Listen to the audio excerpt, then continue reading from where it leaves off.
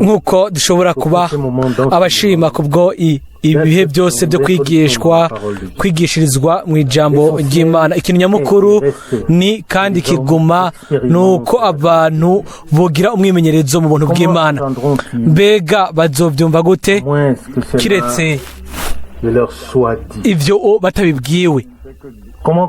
Mbega bazokwizera gute kiretse ivyo babitangarijwe? Uko nyene niko tugira ukwizera yuko Imana izofasha kandi izogira n'abandi ikizamwo. Meje gusoma hano imirongo mike mu butumwa bwiza bwa Luka igice cya 3 hamwe no mu gice cya 4. Twamaze kumva imirongo imwe yo mu gice c'8, kandi byagaragazwa ko umwami Yesu yugururiye abiwe ugutahura amaso, amatwi, byose kugira ngo bashobore gutahura ibyo yariko arababwira. Kandi ndizera yuko turashobora kuvyishuza no ku bwacu. Imana yatugiriye ubuntu. Ntitwumvise gusa imigani, ariko twumvise indunduro y'imigani, twumvise umwuzuro w'ibintu ivyo Imana yashize mu migani. Twarabyumvise kubwo buntu, kandi kuri ibyo dutegerezwa kumenya yuko twagiriwe ubuntu mu bantu benshi. Hano muri Luka igice cya 3, Luka igice cya 3, Luka igice cya 3 havugwamwo isengesho ry'umwami. Haravugwa hano duhereye ku murongo wa 21, Luka 3 umurongo wa 21, nuko abantu bose babatijwe, na Yesu ahejeje kubatizwa ariko arasenga, ijuru rirakinguruka. Il s'agissait particulièrement kuri jewe bijanye na cane aya majambo avuga ngo ariko arasenga ngo hanyuma ijuru rirakinguruka. Isengesho ryugurura ijuru, isengesho biciye muri iryo ijuru ryuguruka. Rimwe na rimwe turashobora kuvuga twihose ngo ijuru ryugurutse, hanyuma umwami kumbure yari gushobora kuvuga ibyo nyene kuko ari ikintu cyari cyamanutse aho, rero yategerezwa kugira aho yugurukiye ahantu kanaka. Ariko ngaho igihe yasenga haravugwa ngo ijoro rirakinguruka. Igihe dukoranye kugira ngo dusenge hanyuma tukagaragaza imitwaro yacu ku mwami, hanyuma tukabwirwa yuko ubwoko bwaretse bukabatizwa bukakira ibyo umuhanuzi ariko atangaza. Umuhanuzi Yohana bakagendera mu muco, mu burebure bw'umuco bwashoboka kuri bo. Hanyuma muri icyo gihe bo bari bahawe, igihe rero umwami yasenga ijuru ryarugurutse. Uyu munsi turashaka gusenga gushikaho ijuru ryuguruka. Uyu munsi turashaka kuduza amajwi yacu tujana ku Mana. Uyu munsi turashaka kuba munsi y'ijuru rikingutse. Hano haravugwa muri umurongo wa 22 ngo nkemu yera aramanuka amugwako afise ishusho y'umubiri usa n'inuma, ijwi riva mu ijuru riti ni wewe mwana wanje nkunda, ukampimbara. Suko gusa ijuru ryugurutse ko ari ikintu cyamanutse kivuye mu ijuru, ariko hari ikintu cyabaye, hari ikintu cyaboneka, hari ikintu cyashobora kumvikana. Ego bashobora kubonwa, bashobora kubibamwo. Nimba twashobora gusenga gushikaho ijuru ryuguruka, aho rero ikintu gitegerezwa kumanuka kivuye mu ijuru. Dutegerezwa kumva, tukabona, tukaba mu kintu kanaka. Ntidushobora gusa kuvuga yuko ijuru ryugurutse Et il ne s'est rien passé ensuite. hanyuma ntihagire ikintu na kimwe kiba. Ibyo ntibishoboka. Croyons. Niba twizera yuko amasengesho yacu aduga akajya mu ijuru agashikira intebe y'Imana, Cela signifie aho rero bisigura que la réponse yuko inyishu iva mu ijuru, nk'uko atagukekeranya yuko amasengesho yacu yashikiriye intebe y'Imana. Nous savons que dans l'Ancien Testament, dans le prophète turabizi ko mu manuzi Yesaya mu izina rya kera hariho ijambo ahavugwa ma parole ou la ngo parole ijambo ryanje ngo canke ijambo rivuye kuri jewe, niko Imana ivuga, atari ijambo rivuye ku muntu, ariko ijambo risohotse riva kuri jewe ngo ntirizongaruka ko ubusa, ariko ngo rizosoza ico ryarungikiwe. Yesaya 55:10. c'est en effet un circuit, une circulation. nuko rero bizunguruka naho bica ijambo riva ku ntebe rigashikira imitima, igashika mu mitima yacu, rigaragaza ukwizera mu mitima yacu, hanyuma isengesho rikadugana n'iryo jambo nk'inyishu ryo ku ruhande rwacu duhaye Imana, yuko ijambo ryayo ryabonye ryumvikanye muri twebwe ko ryakiriwe, hanyuma Imana ku ruhande rwayo ireshura igihe ijuru riba ryugurutse. Et si nous considérons ces trois événements, hano turaba ibyo bintu bitatu. Ubwa mbere Yesu arasenga, ubwa kabiri ijuru riruguruka, ubwa gatatu mwemu aramanuka kandi ijwi ry'Imana rirumvikana. ce sont les conséquences. Izo ni ingaruka z'isengesho ryashitse mu ijuru ryashikiriye intebe y'ubwami y'Imana, kandi dutegerezwa n'ubundi kwitega ibyo yuko Imana yumva amasengesho. Dutegereza kwitega yuko igihe dusenga ijuru riruguruka kandi mwemu yera aramanuka.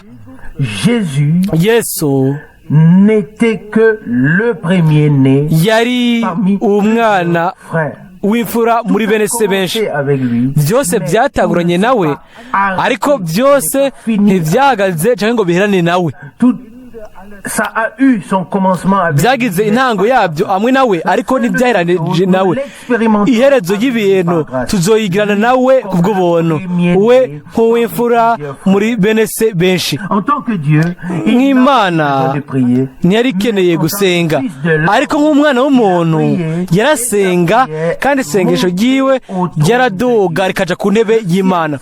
Ijuru riruguruka, hanyuma inyisho iraza iramanuka ivuye mu ijuru. Mwemu yera aramanuka aza kuri we mu gihe yariko arasenga. Mwemu yera aramanuka aza kuri uyo yari yarabatijwe uwe asenga. Il a été dit à Jean, Yohana yari yabwiwe ngo uwo uza kubona mwemu amanuka niwe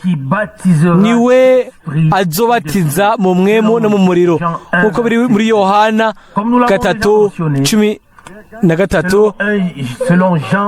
muri Yohana 3:33. mbarire nk'uko twamaze kubivuga, ni we mfura muri bene se benshi. Mwemu yera yamanutse kuri we inyuma y'uko yaramaze kubatizwa, kandi yari yabwiye Yohana ngo birakwiye ko tuzoza ukugoroka kose, kandi ibyo nibyo yakoze. Inyishu nayo yavuye mu ijuru, mwemu yera aramanuka, hanyuma ijwi naryo rirumvikana ngo oyo niwe mwana wanje nkunda akamimbara.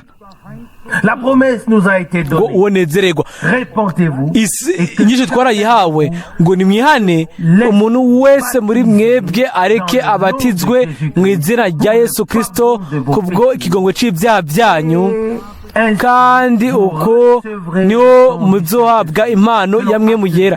Ibyakozwe no mu mwaka 2:38. Yesu ntiyaretse gusa ngo abatizwe ngo hanyuma abandanye inzira yiwe, ariko yarasenze, kandi ijuru riruguruka, kandi mwemu yera nawe yaramanutse, kandi ijwi naryo rirumvikana. Iyo niyo gahunda y'Imana no ku buzima bwacu bwo kwizera. Nimba twararonse ijambo consacré nos vies à Dieu, tukashikanira ubuzima bwacu umwami laisser baptiser, nimba twararetse tukabatizwa de sorte que nous ne ku continuons buryo pas bw'uko seulement notre chemin, tutabandanya inzira yacu prions. ariko tugasenga. Et le mieux serait que iciza ni uko de ne même pas quitter ni uko l'endroit ubwo tutova n'ahantu aho twabatirijwe avant d'avoir prié, imbere y'uko dusenga que le ciel puisse. gushikaho ijuru ryuguruka nk'uko nyine byandikwa hano. J'aurais certainement été dans l'esprit des gens kumbure mu bwenge bw'abantu mu bantu que voici un besoin où bavuga ngo hari igikenewe hano cyangwa ikindi gitegerezwa gukorwa, le maître hano est appelé et ainsi de suite. umudatabuja arahamagaye n'ibindi n'ibindi, Restez là. ariko we yagumye aho wenyine ubwiwe yagumye aho. Umwami arasenga hama ijuru riruguruka. ntacyo bitwaye ibintu byose tugerageza gukora. iyo turetse tukabatizwa aho rero twategereza gusenga tukagira icyizere Imana, kandi ibyo bikaba mu kwizera mu byizigiro byuzuye yuko Imana n'ubu naho yeshura. kandi mu gihe dusenga ijuru riruguruka, kandi igihe ijuru ryuguruka aho rero si kugira ngo ibyo ntibigire icyo bikora. igihe ijuru ryugurutse iminsi yose haba hari inyishu y'Imana. ijuru rishobora kuguruka atari inyishu ivuye ku Mana. kandi turabibona ici vint la réponse. Le Saint-Esprit. hano haza inyishu ngo Mwemu Yera aramanuka. uyu mugoroba Imana tugire ubuntu kugira ngo tugire akarorero imbere y'amaso yacu, dusenge Au lieu mu kibanza nous avons si souvent aho expérimenté. natwe twakoze guhura n'Imana. dusenge ku buryo bw'uko ijuru rishobora kuguruka. dusenge ku buryo bw'uko Mwemu Yera ashobora kumanuka. dusenga ku buryo bw'uko ijwi ry'Imana naryo ryumvikana. atari gusenga gusa hanyuma ngo twigere, ariko dusenge jusqu'à ce qu'une réponse divine gushikaho être donnée. inyishu y'Imana ishobora gutangwa. Ensuite ici une hanyuma hano turasoma ijambo kuri jewe ryambereye umugisha. Nous avons tant parlé de la grâce. twavuze cyane ku bijyanye n'ubuntu, kandi ni byiza. n'ubuntu nibwo butwemerera kumviriza ijambo ry'Imana, n'ubuntu butwemerera kwizera, n'ubuntu butuma imitima yacu yugurwa, n'imitima n'ubuntu butuma dutahura ijambo ryewe mu gipimo icyo twabihawemo. muri Luka 4:19 turasoma ku bijyanye n'umwami wenyine ubwiwe. kumbure twategereza gusoma dore ku murongo wa 18. hano aravugwa muri Luka 4 umurongo wa 18 ngo Mwemu uhoraho ari kuri jewe. dore gusoma mu gice cya gatatu yuko yasenze hanyuma ijuru rikuguruka, hanyuma Mwemu Yera nawe akamanuka. twabisomye. ubu rero ariko ashinga intahe, ariko avuga muri Luka 4 umurongo wa 18 ngo Mwemu uhoraho ari kuri jewe, ngo nicyo cyatumye andobanuza amavuta kugira ngo bwire aboro ubutumwa bwiza bw'umunezero, ngo yantumye kumenyesha abarindwa ababoshwe ko barekuwe babohowe, n'impumyi ko zihomotse, no kubohora abanyagutse imitima. umurongo wa 19 no kumenyesha abantu umwaka wo kwemererwamwo n'Uhoraho. Ensuite, après avoir enroulé le livre et l'avoir rendu au serviteur, azinga igitabo agisubiza umusanzi w'inzu, aricara. abantu bose bari mu isinagogi bamuhanga amaso. umurongo wa 21 atangura kubabwira ati ibyo byanditswe birashitse uyu munsi. c'est accompli. Verset 22. Et tous ati ibyo byanditswe birashitse uyu munsi kuko amatwi yanyu yumviye. bose baramushima batangazwa n'amajambo y'ikundiro avuye mu kanwa kiwe. gushika hano kumbure Nous voyons ici le contexte. turabona hano imvugo hano aravugwa ijambo mu gifaransa bavuga ngo ubuntu, mu kirundi ni igikundiro. ku ruhande rumwe ngo umwaka wo kwemererwamwo w'ubuntu, kandi uwo mwaka wo kwemererwamwo ufise ibisi amajana 365 gusa, ariko uva ku kuza kwa mbere k'umwami gushika ku kuza kwe kwa kabiri kugaruka. igihe cyose c'ubuntu hamwe citwa umwaka wo kwemererwamwo uwo mwami, umwaka w'agakiza, umwaka wa yubile, umwaka wo kubohoka, umwaka wo kugaruka ku butonzi kw'ishavu, umwaka wo kugarurirwa, umwaka w'ubuntu mu bintu byose, umwaka w'ubuntu. mu isezerano rya kera igihe umwaka w'ubuntu watangazwa, hariho ikintu caba hagati mu bwoko, haba hariho umunezero hagati muri bo, aba umucakara, umunyagano yaba arekuwe, ufise amadeni yaba arekuwe, yashobora kwitahira mu rugo. umuntu wese yashize ubutunzi bwe mu ngwati yarashobora kugaruka akavuga ngo ivyo ubu ni gwanje, ibi ni gwanje guhera uyu munsi. umwaka w'ubuntu waba ari umwaka w'agakiza, waba ari umwaka wa yubile, waba ari umwaka aho babwira mu buryo budasanzwe umuntu yaba yafashwe mw'ico gihe kanaka byamukorako. umuntu yaba afise ari mu bukene, umuntu yaba ari mu madeni, uwo ku mpamvu kanaka mu buryo kanaka atashobora gushoboka kuvyikuramwo mu buzima bwiwe. aho rero umwaka w'agakiza wabazanira ubuntu, wabazanira ubutumwa bw'umunezero, bashobora bose iminsi yose kuba bariko baraharura iminsi, hanyuma bikaguma vyegereza gushika aho indwi kugwiza indwi vyaba vyuzuye, hanyuma umwaka wa 50 ukaba urashitse.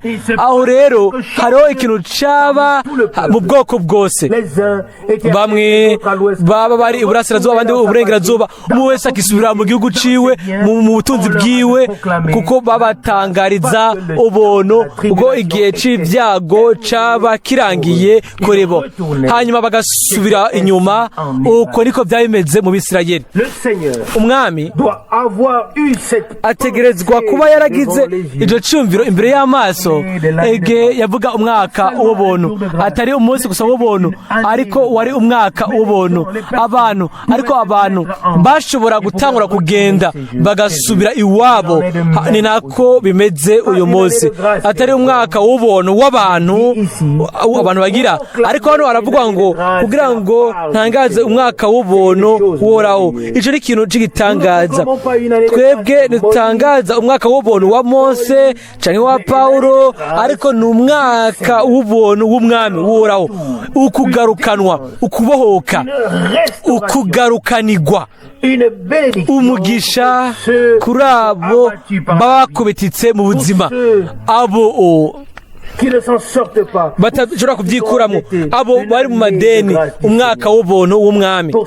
kuri ivyo Mwemu Yera yari ahawa ikaze, kandi yaravuze ngo Mwemu woraho ari kuri jewe, kuko ngo yandobanuje amavuta kugira ngo ntware ubutumwa bwiza bw'umunezero ndawubwire aboro, kugira ngo menyeshe abarindwa ko babokowe, ababoshwe ko babohowe. murabona mbega ivyo ari vyo, abantu bari mu madeni, abantu bari abanyororo, abantu b'inyagano, ukurekugwa bategerezwa kuzanirwa.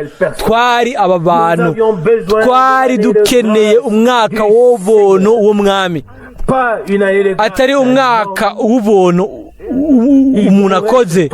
uwo yoshobora kwiyenda, yoshobora gutangaza ubuntu uyu munsi, hanyuma agaca avuga urubanza.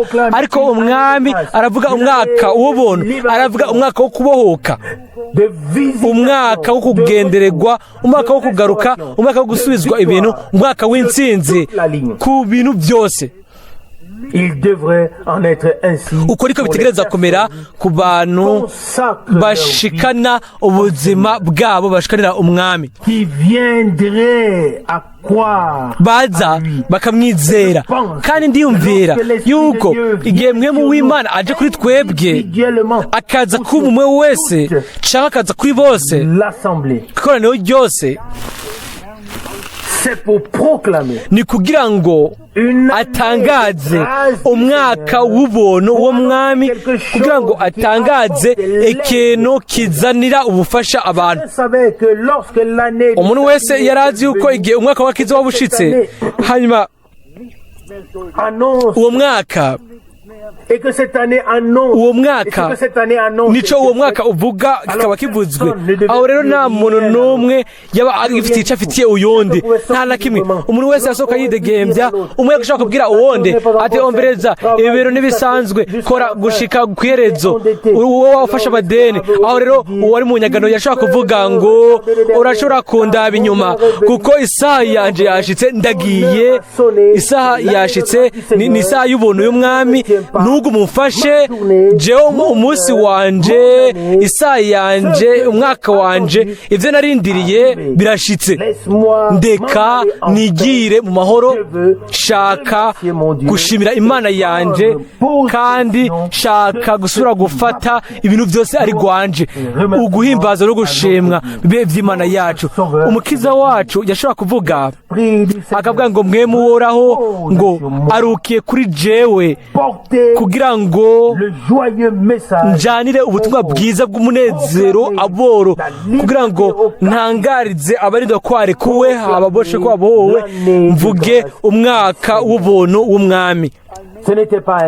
Ntiyari umuntu yabivuga wenyine ubwiwe uwazanye uwo mwaka w'ubuntu, ubwo ivyagezwe byaje biciye kuri Mose,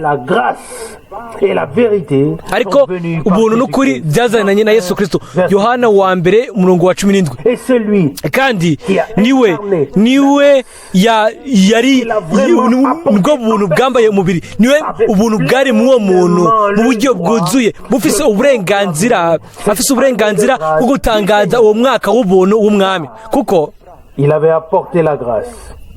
Yari yazanye ubuntu, ntiyazanye ukubohoka gusa, ntiyavuze ukubohoka gusa, ariko yavuze. Urashobora kuvuga ikintu utakizanye, aho rero aba ari amajambo gusa. Barabivuze mu buryo buhagije, hanyuma haza uwo abantu bose bari bagenewe ukwizera, barafise ibyizigiro byinshi. Uwo mu muryango wa Isayi, abo ubwoko bwari bwashyizwe ibyizigiro byiwe, nibo bari barindiriye nk'uko abanozi bari babivuze. Ubwo rero uwo yari yamaze gushika, ntiyabitangaje gusa, ariko ahubwo yazanye muri we nyene ubwiwe, muri we mu buntu bwiwe, mu muntu wiwe yari afise ivyo yarazwiye byose, agakiza, ubuntu, ukubohoka, umugisha, ugusubizwa kw'ibintu, ubugingo boraho, byose yari abifise muri we. Aho rero niko bari gutangaza gusa, ariko ibyo nyene bivugwa byari bihagaze ubwo biri imbere y'abantu.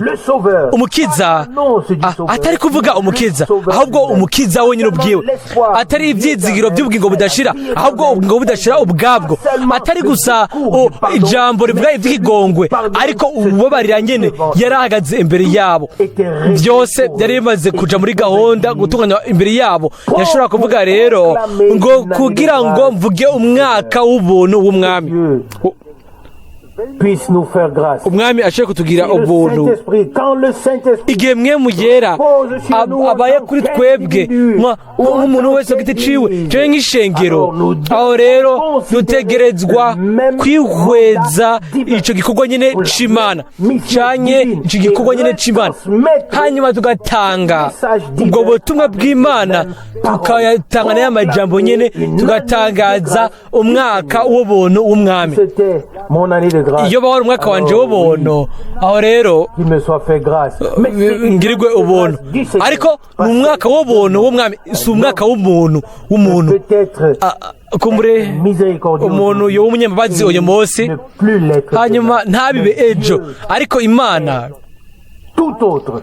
imeze ukundi imana ni imana y'ubuntu kandi ni imana y'imbabazi Proclamer une année de ngo grâce du Seigneur. gutangaza umwaka w'ubuntu w'umwami hanyuma turasoma umurongo wa 22 wo muri Luka igice cya 4 Deuxième partie. Aujourd'hui, agace ka kabiri parole de l'écriture que vous venez d'entendre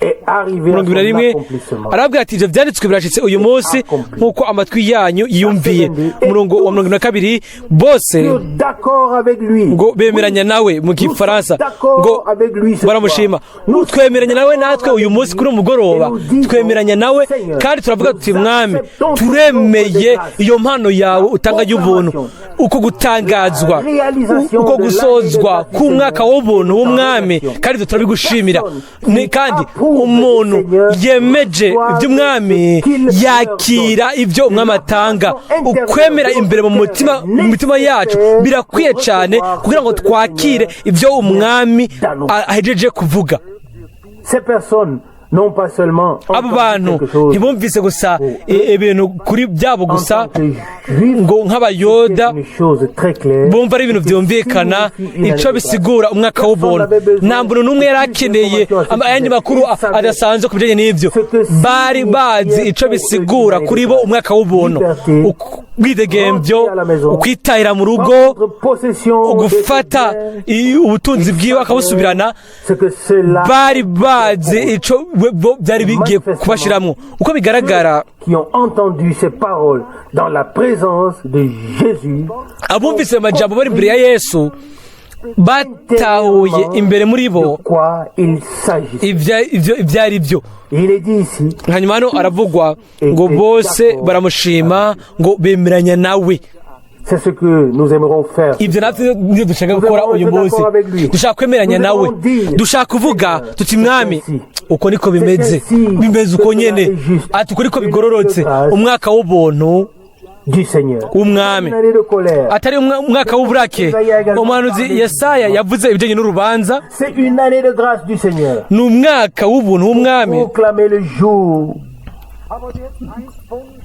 kugira ngo mu nyuma ngo havugwe umwaka wo guhora muri Yesaya ariko icyo gihe nticyari bwashike ubu ni isaha y'ubuntu gusa yaretse urubanza arusiga inyuma gatonyi kuko arabizi ko igihe cy'ubuntu kizoba kirenganye aho rero urubanza ruzoza urubanza ubuntu kuri abo bemeranya n'umwami hamwe n'urubanza kuri abo bamwase basa kumva ijwi ryiwe bateme ijambo ryiwe batagizeye kuri abo hazoza rero hazoza urubanza umurongo wa 21 ngo umurongo wa 22 ngo bose baramushima ngo bemeranya nawe batangazwa n'amajambo y'igikundiro ngo amajambo y'ubuntu avuye mu kanwa kiwe ayo majambo abo bantu bakoze ko n'ububasha ubwo yavugana nabwo hano ariko havuga ubuntu baratangaye bumizwa n'ayo majambo y'ubuntu ntibagumye ku majambo gusa ahubwo cyari igikorwa cy'ubuntu twagiriwe ubuntu na Yesu Kristo umwami wacu ku musaraba i Karuvari i Golgota nimba avuga amajambo y'ubuntu yari ayakumiza kuba ariko barayumviriza mbega bimeze gute ku buntu ubwabwo kuri abo bumva umwami bakaba bemeranya nawe hanyuma bakagira umwimenyerezo w'ubuntu bw'Imana mbega turi abo bantu kuri umugoroba bavyemera imbere muri bo bavuga gusa bati ego mwami ati ni kintu ati uko ariko bimeze uko ariko wabikoze hamwe natwe kandi natwe turanezerwa mbega abantu bakoze iki ku giti cyabo bategereza kurindira gushikaho umwaka w'ubuntu ushika bashobora gukora ibyo byose ariko ikirangamisi nticihuta nk'uko cyangwa isaha ariko igihe uwo mwaka waba washitse aho rero haba umunezero ukomeye mu bwoko bwose, atari mu isi yose ariko mu bwoko bw'Abisirayeli, kuko ibyagezwe nibyo byafatira kuri bo kandi n'ubuntu nabwo bwafatira kuri bo. Nako bimeze kuri abo bafise ijambo ry'Imana hagati muri bo.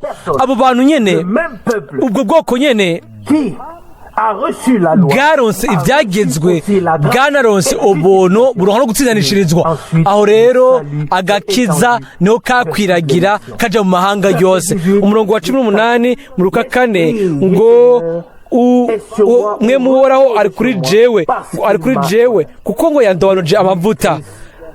Yesu Kristo umwami wacu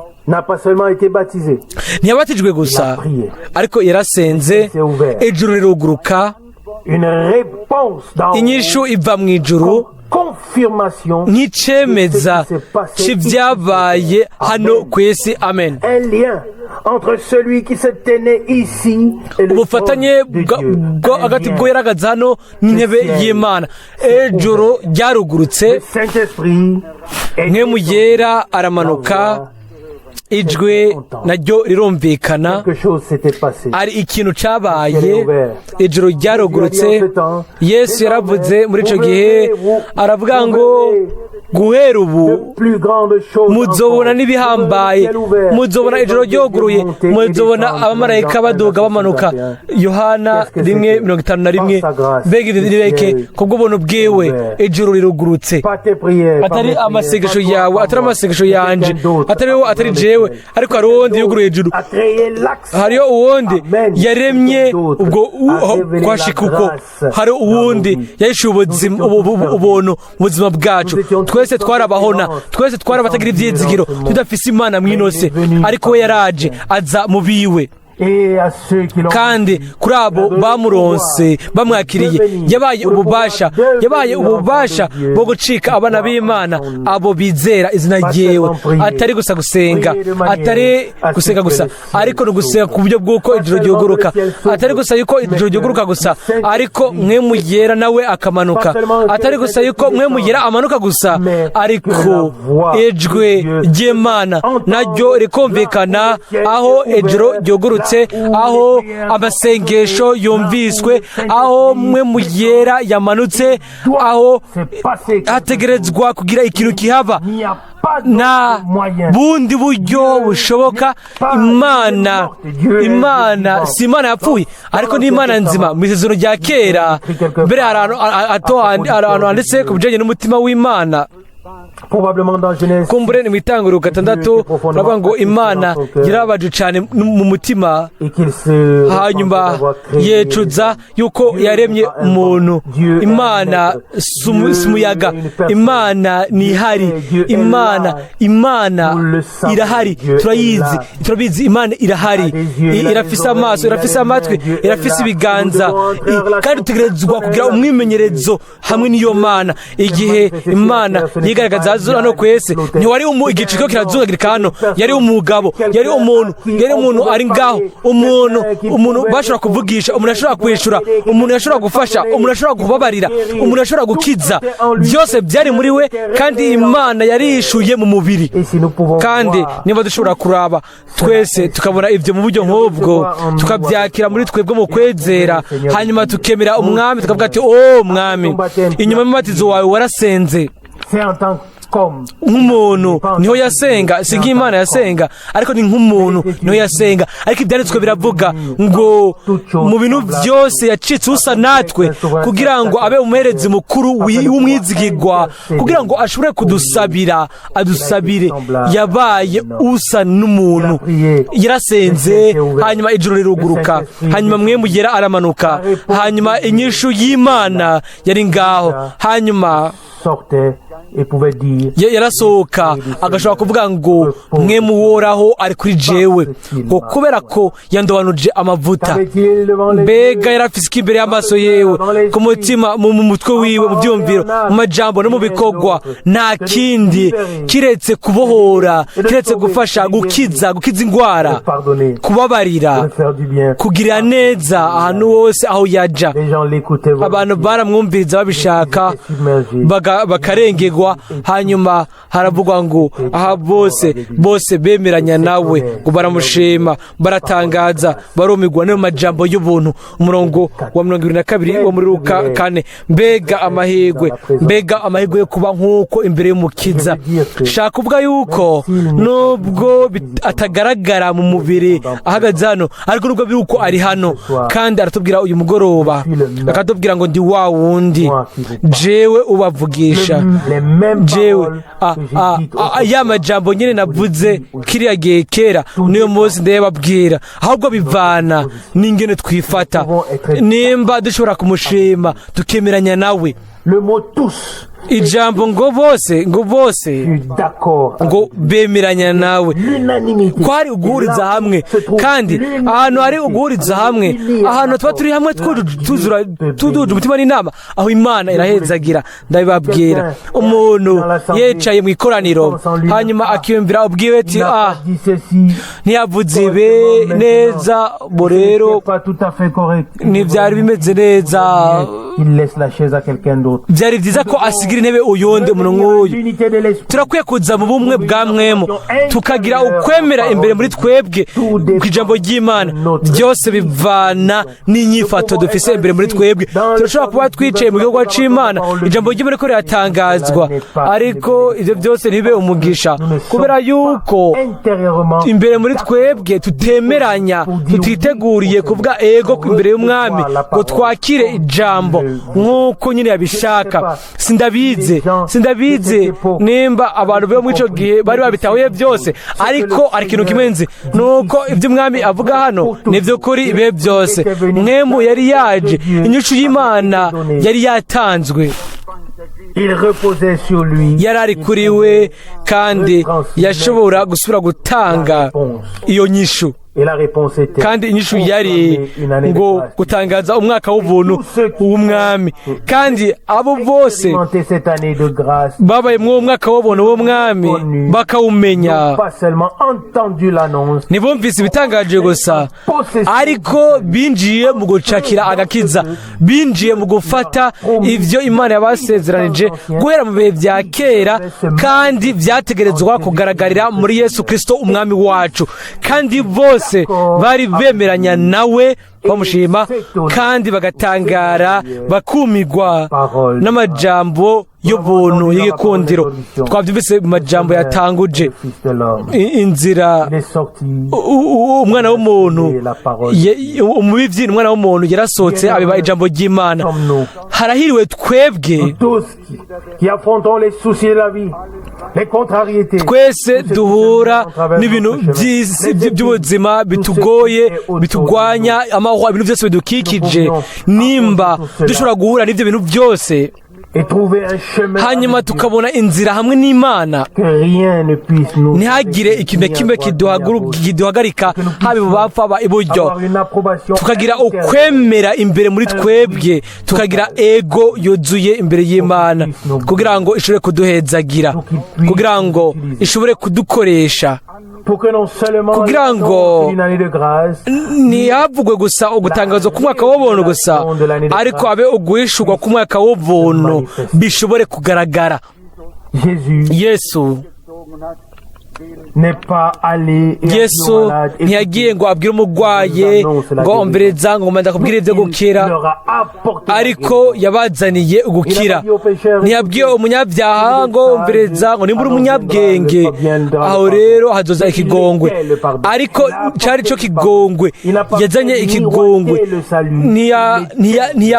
ntiyerekanye mu kiyo ako gakiza, ahubwo yabaye ako gakiza, yabaye umuco, yabaye byose muri bose.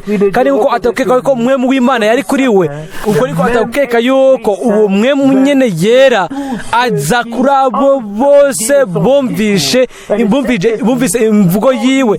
Kandi mwemu yera arongorera ukwemera muri abo bumvise ijambo rivugwa munsi yo gusigwa kwa mwemu yera. Amen. Kandi aho ibyo bintu nyene bitegereza kuba mu buryo bushasha. Uwo mwemu yera nyene yari kuri Mose, yari kuri babandi 70 aya yaraje ku bwoko. Uwo mwemu nyene yari kuri Kristo, yaje ku ishengero hariho Mwene Yera umwe, kandi niba tugiriwe ubuntu bwo kumenya ibyo umwami yakoze, mbega ubuntu ubwo yaduhaye, aho rero dutegerezwa gushimira Imana.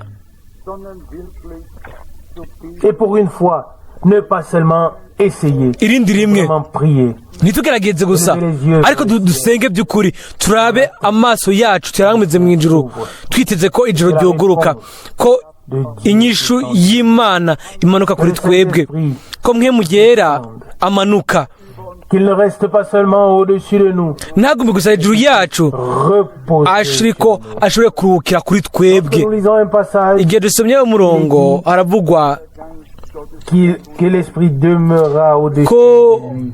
Mwemu yagumye kuri we, kumbure byari bigaragara, ariko hano haravugwa ngo Mwemu woraho yari ari kuri jewe, S'il vient sur nous, aje kuri twebwe, aho rero arashobora kuruhukira kuri twebwe, comme il est dit dans le récit de la kuba Pentecôte. kuri twebwe nk'uko byagenze kujya mvugo mu gihe cya Pentekote, ngo aba kumwe wese muri bo, ariko igihe twabyumvise inshuro nyinshi, Mwene Yera cyane harimo umwe mu butumwa bwa Metabunamu avuga ngo nubwo muri twebwe hoba harimo akandi kamere kiretse akamere k'intama, aho rero Mwene Yera agaragazwa n'inuma, ntashobora kuguma kuri twebwe, guhagarara kuri twebwe, ntashobora kubyihanganira, ariko nimba muri twebwe dufise akamere ka Yesu, akamere k'umwagazi, hanyuma Mwene Yera akamanuka,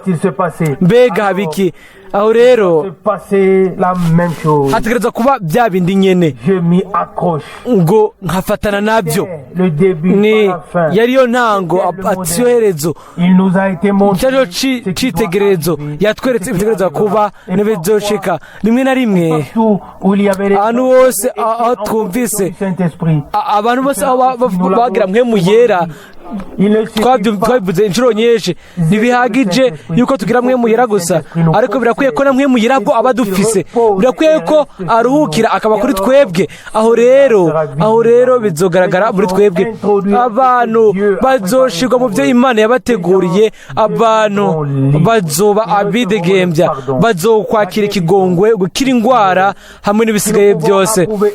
Nimba dushobora kwemera imbere muri twebwe tukavuga tuti ego Mwami, uyu mugoroba mfashe iri jambo rivuye mu kanwa kawe, ndarigushimiye, mwobyizera mutonyizera, nta kintu kimwe narenze mu bintu byose twategerezwa kwihweza kuno mugoroba, nta kintu kimwe narenze, nk'uko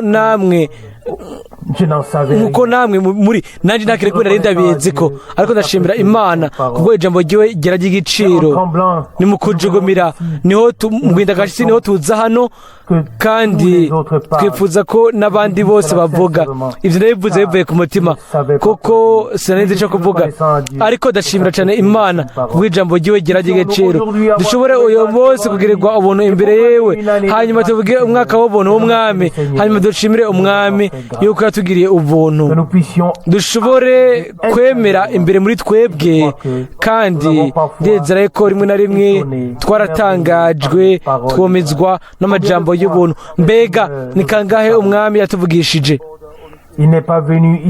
ntiyaje hano kugira ngo adukubite ibimoko cyangwa ngo adukubitishe ibyago kanaka. Ibyo byarabaye igihe kera kandi gihagije, ariko we yaje kugira ngo afashe, akize indwara, abohore, atugarukane mu miro yacu y'ubwa mbere. Yaba gusa twopimye tukaraba mu buryo bwimbitse ubuntu bw'Imana, tukaraba twihweza mu buryo bwimbitse icyo ibyo bisigura. Kugirirwa ubuntu imbere y'Imana, kugirirwa ubuntu n'Imana, tukamenya inzira y'Imana, tugatahura ijambo ryiwe, tukabona amabanga yiwe ashika, tukabona amasezerano yiwe ariko arasohoza. Ibyo byose n'ubuntu. Yesu Kristo umwami wacu yashobora kuvuga ngo mwemo wo mwami ari kuri jewe, arukiye kuri jewe, kubera yuko yansize, yandobanuje amavuta, hanyuma akaza kuboro ngo kugira mbwire ubutumwa bwiza bw'umunezero aboro. Ego kandi n'ubutumwa bwiza, ubutumwa bwiza bw'umunezero ni ubutumwa bwiza, ni ubutumwa bwiza bwa Yesu Kristo. Kuri ibyo twashobora kuvuga haleluya haleluya, tukavuga ngo ubutumwa bwiza bwa Yesu Kristo, ukubohoka, ukucungurwa, byose bimaze gutungana. Nta muntu n'umwe agikeneye agifise icyo afitiye uwundi. Ideni ryarishwe, icyaha cababariwe. O Golgota y'ubwiza, Golgota y'ubwiza. Turashobora kubiririmba ku bw'icubahiro ca Yesu. We niwe abere icubahiro we wenyine. Igihe tubona Golgota, ikibanza cyo kubohoka kwacu, ikibanza cyo gucungurwamo cacu, amaraso y'igiciro imbere yacu, aho rero turabizi, turamenya icabaye, atari gusa amajambo, ariko umuriro w'Imana n'ikivuye muri ayo majambo yose. Kandi uwo muriro w'Imana uburi ngaho. Umugwanizi iri gushobora gusobanura amajambo, ariko ntiri gusobanura igikorwa c'Imana. Nta kintu kimwe ishobora gusigura ku gikorwa, igikorwa kiba kiri ngaho.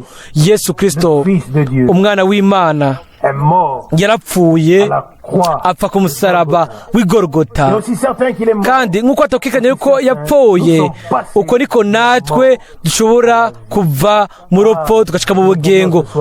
Yaba uyu munsi twashoboye gusenga gushika aho ijuru ryuguruka. Mbega murashobora kwizera ko ijuru ryuguruka igihe abizera basenga? Nta kundi kuntu vyogenda. Turashaka twese kuja munsi y'icitwikirizo co maraso y'umwagazi w'intama. Hari uburyo bumwe gusa butwemerera gushikira intebe y'ubuntu, ni amaraso y'umwagazi w'intama. Nta kindi, nta kintu kimwe vyodufasha, ntivyodufasha ibyacu, ariko amaraso y'umwagazi w'intama handitswe mu Baheburayo ngo nibiciye ku nzira nshasha. Inzira nshasha niyo twahawe biciye mu gihozo, ni kuvuga ngo biciye mu mubiri wiwe. Abaheburayo 10:19 na 20. Ni inzira nshasha, ni inzira nshasha. Imana ishobora guhezegerera amajambo y'igikundiro canke y'ubuntu muri twebwe, dushobore kwemera imbere muri twebwe, tuvuge tuti o Mwami, twishuye umuhamagaro wawe.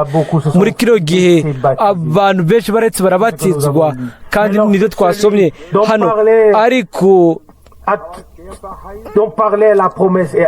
igihe uwo isezerano ryavuga yashika, ikintu nticahagarikiye ku mubatizo gusa. Benshi bo barabatijwe, ariko igihe uwari yasezeranijwe yashika, byari ibindi bintu. Igihe yari yashizweho imbere y'uko isi iremwa kugira ngo abe umwagazi w'Imana, igihe uwo yashika, aho rero ntivyari birahijwe n'umubatizo.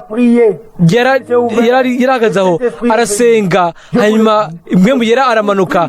Ndabibabwira yuko benshi barashobora kubatizwa, ariko abo batoranijwe imbere ko isi iremwa kuragwa agakiza n'ubuhigwe barabatizwa. Igihe abo batijwe rero, aho rero ntihaba umubatizo mu mazi gusa, ariko haraba isengesho, hanyuma ijuru rikuguruka, hanyuma mwemu yera agategerezwa kumanuka, hanyuma ijwi ry'Imana rikumvikana.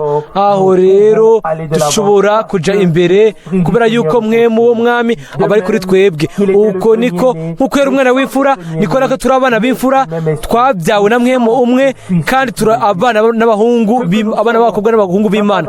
Ico tuzoba ntikirahishurwa, ariko igihe ico kizohishurwa tuzoba dusa nawe. Yohana 1:3-2. Mbega ubuntu budashobora kuvugwa. Iyo bagusa twoshobora kwemera imbere muri twebwe mu mitima, tukavuga tuti Mwami, tukavuga ati benshi barabatijwe, kandi bose baragiye, baragiye. Uko niko twabisomye, benshi barabatijwe, ariko byacitse ko igihe ubwoko bwabatizwa atari gusa bamwe muri bo, ariko ubwoko bwose burabatizwa. Ariko igihe rero, igihe uwo yaragenewe isezerano yabatizwa, ibintu byari bimaze gutandukana. Yarahagaze, ntiyagiye kure, yarahagaze arasenga. Ijuru riguruka, inyishu y'Imana iri ngaho, mwemu yera aramanuka. Bene bashiki banje benshi bashobora kubatizwa, kumbure ubwoko bwose n'amashengero yose, ariko inyuma yaho bakabandanya inzira yabo bwite. Ariko hari ishengero ry'abana b'imfura, ishengero ry'amazina yabo yanditse mu ijuru, abagororotsi baheraherejwe.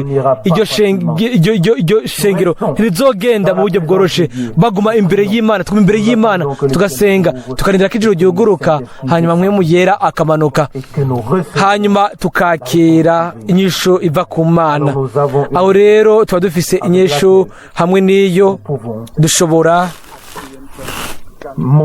kuduga tukamanuka ubuzima bwacu bwose.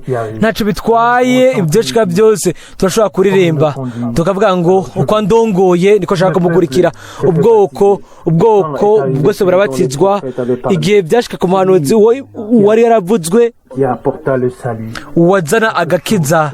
Hari ikintu cabaye, kandi uwo yazaniye agakiza azogira uwo mwimenyerezo nyene, atari gusa uwuzana agakiza, ariko n'uwo nawe akakiriye azogira uwo mwimenyerezo nyene. Nta yindi nzira ihari. turashobora gusoma mu Bikorino ba 2:19, uwadurobanuje amavuta ni Yesu, kandi ngo yadukomeranije hamwe namwe. Turashobora gusomwamo ibintu byinshi. Si Yesu gusa yasizwe, ariko n'abana b'imfura nabo, abana b'Imana, ishengero ry'Imana nzima, barobanujwe, basizwe n'uwo Mwemu Yera nyene. Imana tugire ubuntu uyu mugoroba, dushobore kuba twemeranya nawe, tubyemere imbere muri twebwe, tuvuge tuti Mwami nibyo. Ubwoko bwose bwaretse burabatizwa, kandi bwose bwaragiye, ariko harumwe yasigaye.